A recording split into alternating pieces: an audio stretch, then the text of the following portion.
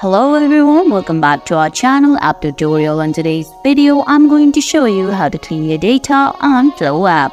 It's very quick and easy, so let's get started. First of all, open the Flo app on your phone. If you don't have the app yet, you can get it from Google Play Store or the Apple App Store. Once you do that, go ahead, launch the app, then sign in. Now, on the screen on the top left corner, you're going to find a small icon, tap on it, then scroll down. Once you scroll down, you're going to see a few options like graphs and reports, cycle interpolation, then app settings, and finally privacy settings. Tap on privacy settings, from where you can simply go ahead and tap on manager consents and turn off the allow Flo to process my health data, and that way you can keep your data private, or simply go back and tap on delete my account and delete your account along with your data on it. And guys, that's it.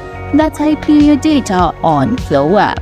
I hope you found this video helpful. If you did, please give it a thumbs up, leave a comment, subscribe to our channel and hit that bell icon. See you in the next video. Thanks for watching.